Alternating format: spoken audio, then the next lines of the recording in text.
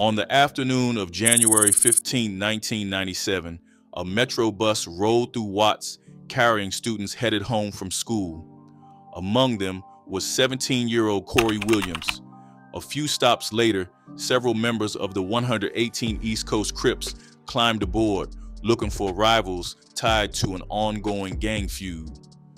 Within moments, gunfire ripped through the crowded bus as passengers dropped to the floor and scrambled for cover. When the shooting stopped, Corie Williams lay mortally wounded.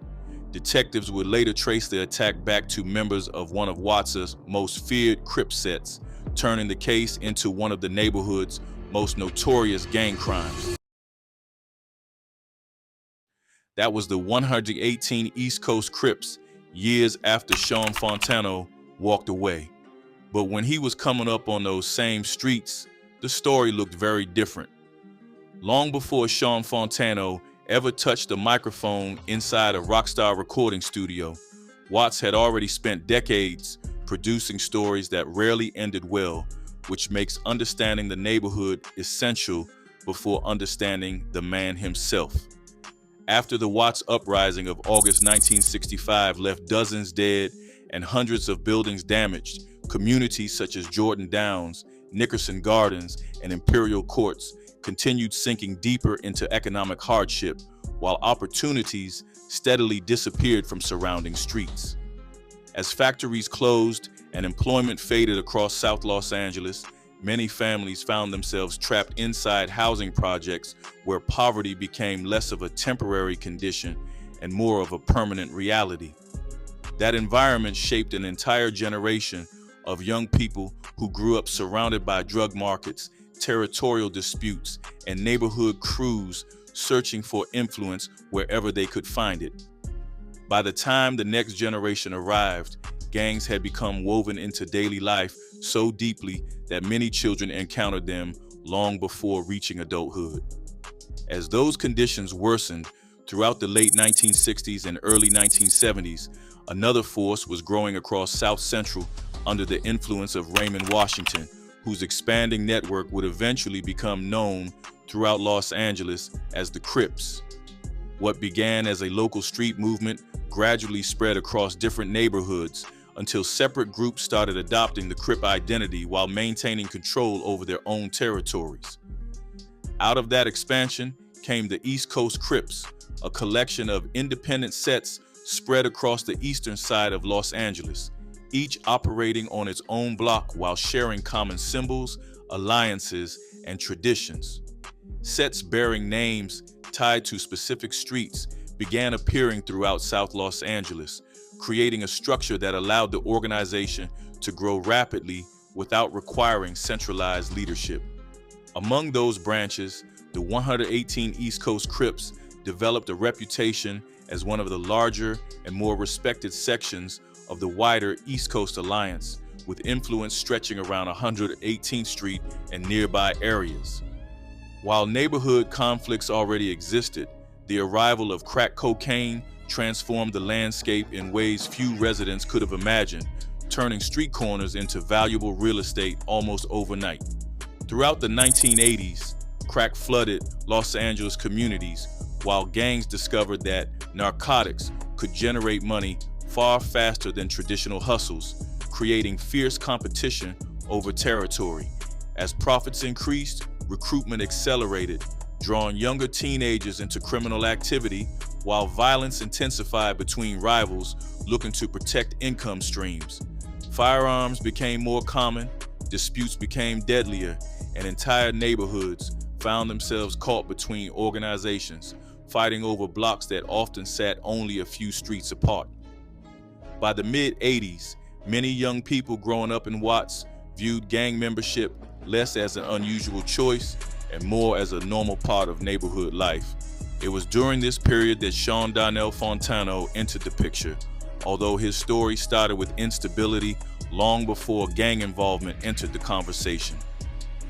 Born on April 8, 1968 in South Los Angeles and raised in Watts, Shawn experienced a childhood shaped by fractured family relationships, addiction, and constant exposure to criminal lifestyles surrounding him. One of the most unusual moments from those early years came when he met his father for the first time inside a hospital after the man had been shot during an armed robbery, creating an introduction that reflected the harsh reality surrounding many families in the area. As Shawn grew older, examples of success seemed increasingly distant, while examples of street survival appeared directly outside his front door every day. Those circumstances pushed him toward influences that were already shaping countless young men throughout Watts. By the time Shawn reached his early teens, he had stepped directly into the world controlled by the 118 East Coast Crips, becoming involved in activities that mirrored the same environment surrounding him. Around age 12, he began selling crack cocaine while participating in neighborhood hustles, and before long, he was also stealing vehicles while moving deeper into street culture. The routines became familiar, with money flowing from illegal activity while danger followed close behind, creating the same lifestyle that would later inspire many aspects of Franklin Clinton's fictional journey. Yet, Shawn was hardly unique within that environment, since numerous East Coast members entered gang life through family connections stretching across generations. Court testimony involving East Coast Crip members later revealed examples of young recruits following fathers, uncles, cousins, and older relatives into the same organization, creating a cycle that repeated itself block after block. That generational pattern mattered because it helps explain why escaping became so difficult once somebody entered the lifestyle, especially in neighborhoods where gang affiliation often functioned like an inherited identity. Older members introduced younger relatives to neighborhood politics, taught them local rivalries, and encouraged participation in activities that built reputation within the set. Respect often came through criminal acts. Shawn grew up inside that culture while watching countless examples unfold around him, making the transition into gang life feel almost expected rather than extraordinary. By the time he became fully immersed in the streets surrounding 118th Street, the lessons being taught there were already preparing him for experiences that would nearly cost him everything. As Shawn Fontano settled deeper into the 118 East Coast Crips, the neighborhood surrounding him was becoming one of the most dangerous battlegrounds in Los Angeles, which meant surviving often depended on knowing exactly where you were standing.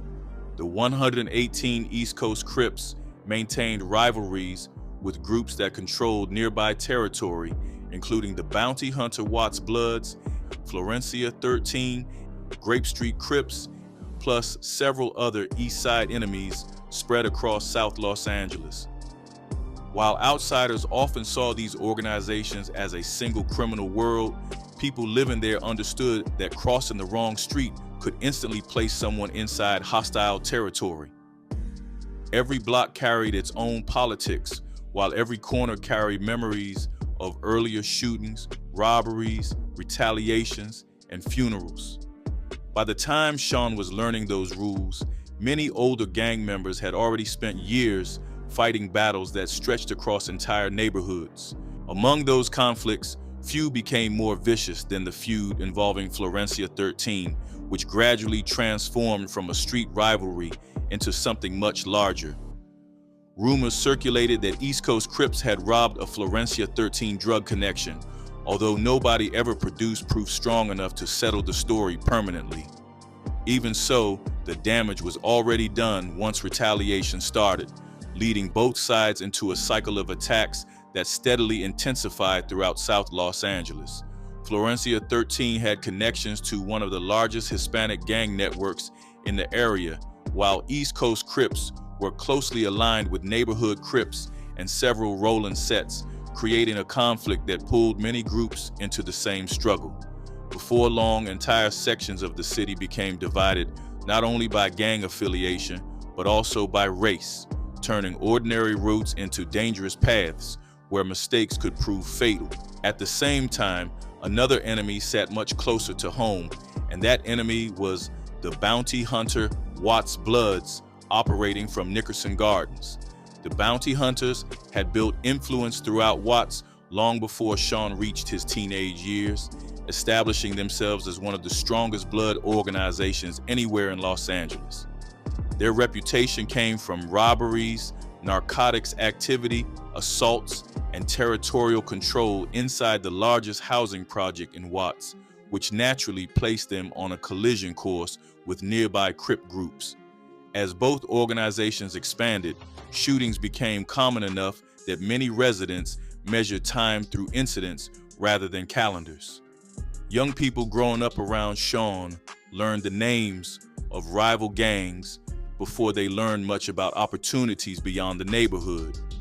Yet, even during those violent years, a few people tried to stop the bloodshed, and among them were brothers Dodge Sherrills and Aquila Sherrills, whose efforts helped produce the historic Watts Truce in 1992. Their work brought rival groups together during one of the most dangerous periods in Los Angeles history, creating a peace agreement that briefly reduced violence throughout several housing projects. Although the truce never solved deeper economic problems affecting Watts, it proved that longtime enemies could sit at the same table without reaching for weapons. Years later, rapper Cam would turn that moment into the song Peace Treaty, while Shawn Fontano appeared around the same circles connected to Cam's growing career. Even during periods of relative calm, however, tensions remained close beneath the surface, waiting for another spark. For Shawn, those tensions were never abstract discussions happening somewhere else, since he personally survived multiple shootings while navigating life around 118th Street. Bullets came close often enough that near-death experiences gradually became part of his reality, while retaliation cycles kept dragging more people into danger. Matters grew worse once threats started extending beyond gang members themselves, reaching relatives who had nothing to do with neighborhood politics. Stories circulated through Watts about family members becoming targets, while rumors spread regarding kidnapping threats connected to ongoing disputes. Whether every version of those stories was accurate mattered less than the growing realization that danger was no longer stopping at Shawn's doorstep. At some point, he began understanding that the people closest to him were carrying risks they never signed up for. That realization becomes even more important when returning to January 15, 1997, the same day introduced at the beginning of this story, when events showed exactly how destructive that world could become. After members of the bounty hunter Watts Bloods allegedly flashed signs and taunted rivals from a Metro bus, several 118 East Coast Crips gathered to discuss retaliation, turning a brief encounter into a deadly plan. Johnson, Pugh, and others boarded Bus 53 looking for enemies, yet once gunfire erupted inside the vehicle, 17-year-old Corie Williams became the victim instead. Her death shocked residents across Los Angeles, while investigations led to arrests, trials, witness testimony, appeals, overturned convictions, and years of courtroom battles. What started as a gang dispute ended with a teenager losing her life, illustrating how quickly retaliation could spiral beyond its intended target. The reason this matters to Shawn Fontano's story is simple. Since by 1997, he had already stepped away from the 118 East Coast Crips, meaning he watched that tragedy from a different side of life. Yet the shooting exposed the exact future that had been waiting for many young members who stayed inside the cycle. The same organization, the same neighborhood, the same rivalries, and many of the same pressures remained present throughout both stories. Shawn managed to leave, although walking away from gang life did not automatically lead towards safety, and the next chapter would place him inside another dangerous world entirely. Walking away from the 118 East Coast Crips did not suddenly place Shawn Fontano inside a safer world, since the next chapter of his life carried many of the same dangers under a different banner. After separating himself from active gang life, he became involved with Choppers, MC, an African-American motorcycle club that attracted men who already understood loyalty, hierarchy, and risk. Shawn eventually climbed high enough to become vice president, which meant he was no longer a young recruit taking orders, but somebody trusted with responsibility inside the organization. Although motorcycles replaced neighborhood corners, much of the culture still revolved around reputation, influence, and staying solid with people around you. According to Shawn's own accounts, criminal activity remained part of that environment, meaning he had escaped one world without completely escaping the habits attached to it. What makes this period important is that Shawn eventually managed something many people never accomplish, which was leaving while remaining in good standing. That phrase carried serious weight inside biker culture because departures often created conflict, resentment, or retaliation when members attempted to walk away. Instead of burning bridges, Shawn navigated his exit carefully while gradually searching for opportunities beyond the streets, beyond motorcycles, and beyond the constant pressure attached to both lifestyles.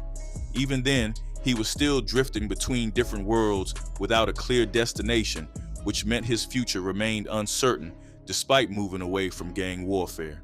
The person who would eventually change that trajectory had already been moving through Los Angeles entertainment circles for years.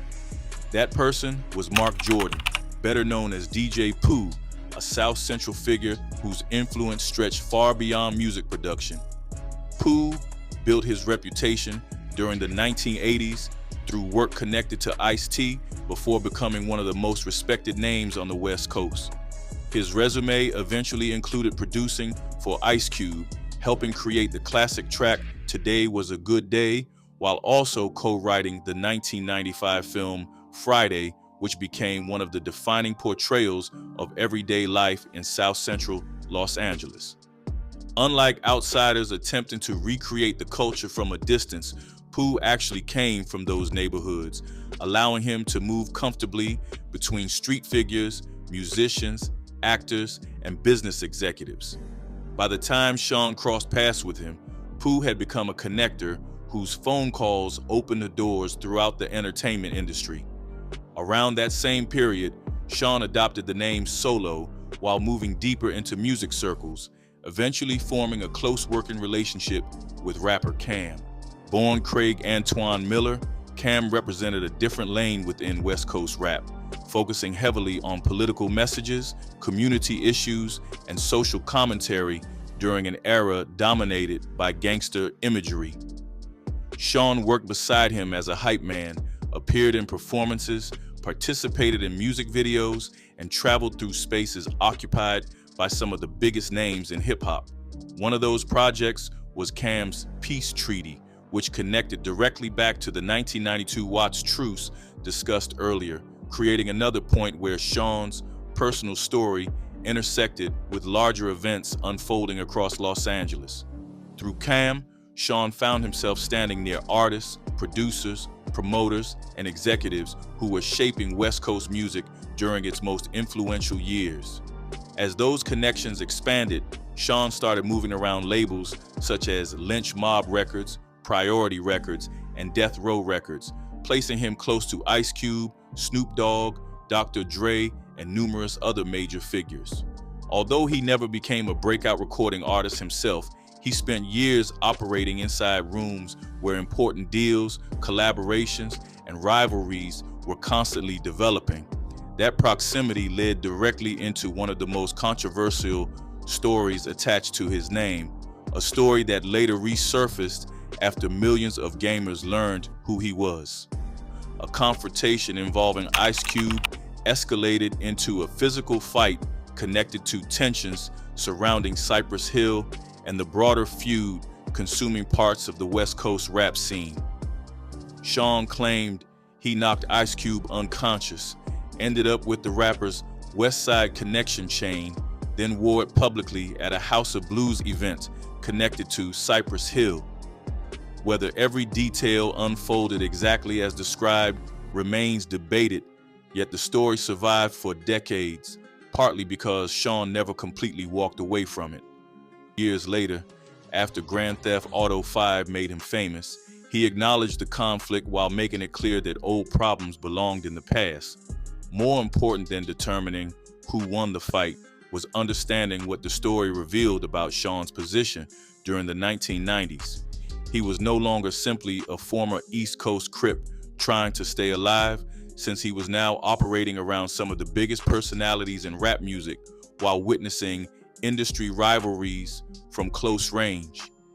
Yet, among all those relationships, one connection would prove far more valuable than any record deal, performance, or backstage pass. As the 1990s turned into the early 2000s, DJ Pooh remained a constant presence in Shawn's life while quietly building relationships with people far outside the music business. At first, Shawn paid little attention when Pooh mentioned a group of video game developers interested in creating something based on Los Angeles street culture. Those conversations sounded distant compared to everything else happening around him, making it easy to dismiss them as another side project. What Shawn did not realize was that those developers would eventually create one of the most successful entertainment franchises in history, while the role waiting for him inside that world would change his life forever. While Shawn Fontano was moving between recording studios and entertainment circles, DJ Pooh was quietly helping build something that neither rapper nor gang member fully understood yet. After establishing himself through work with Ice-T, Ice Cube, Friday, and countless West Coast artists, Pooh found himself working with a group of British developers fascinated by Los Angeles street culture. Those developers were building Grand Theft Auto San Andreas, although creating a believable version of South Central required more than studying photographs or newspaper articles. To solve that problem, Pooh became their guide, introducing them to neighborhoods, personalities, local slang, and the everyday realities that shaped life across South Los Angeles. As those developers traveled through the city, absorbing details that would eventually appear inside Los Santos, another member of Shawn's family was about to enter the picture. That family member was Christopher Ballard, better known as Young Melee, Shawn Fontano's younger cousin, who had grown up around many of the same influences that shaped the older generation before him. Like Shawn, Melee came from Los Angeles neighborhoods heavily affected by gang activity while spending years around people connected to Crip culture and street life. When DJ Pooh encouraged him to audition for Rockstar's new project, he arrived as an aspiring rapper looking for opportunities rather than somebody expecting to become a gaming icon. What followed changed both his career and Rockstar's future, since Melee landed the role of Carl Johnson, better known as CJ. Once San Andreas launched in 2004, the character exploded in popularity, transforming a young rapper from Los Angeles into the voice behind one of the most beloved protagonists in gaming history. Yet, while millions of players followed CJ across Grove Street, most never realized another member of the same family had quietly slipped into the game as well. Buried among background characters was Shawn Fontano himself, credited simply as Solo while voicing a Grove Street family's gang member. Players could spend hundreds of hours inside San Andreas without realizing that the future voice of Franklin Clinton was already hidden inside Rockstar's world. That detail became even more remarkable years later once Shawn's career took off, since it meant both cousins had become part of the franchise long before most fans connected their stories. One cousin stood at the center of the narrative as CJ, while the other remained in the background waiting for a larger role nobody could see coming. The similarities between their paths make the story unusual, since both men came from the same extended family, both grew up around gang culture, and both eventually portrayed characters inspired by environments they genuinely understood. Yet, timing placed them in different chapters of Rockstar's history. During those years, Shawn remained focused on surviving, building relationships, and finding opportunities around music, while Melee became permanently linked to one of the most successful games ever created. Even so, their connection to Rockstar remained tied together through DJ Pooh, whose influence stretched quietly across every stage of the story. Years later, however, the cousins would reach very different conclusions about the company that changed their lives.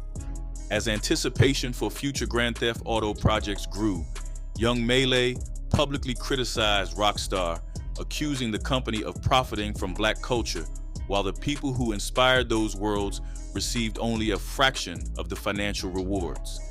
His comments sparked debate throughout gaming communities, particularly after he referred to Rockstar as culture vultures, benefiting from stories rooted in Los Angeles neighborhoods. The criticism carried weight because it came from the man who voiced CJ, a character whose popularity helped define an entire generation of players. Suddenly, the success story surrounding San Andreas became more complicated, raising questions about authenticity, ownership, and who truly benefited from turning street culture into entertainment. What makes that disagreement important is that Shawn approached the situation differently, creating a contrast that still exists today. While Melee publicly distanced himself from Rockstar, Shawn generally remained supportive of the company and the opportunities it created. Two men from the same family, raised around similar influences, recruited into the same franchise by the same mentor, ultimately viewed the experience through completely different lenses.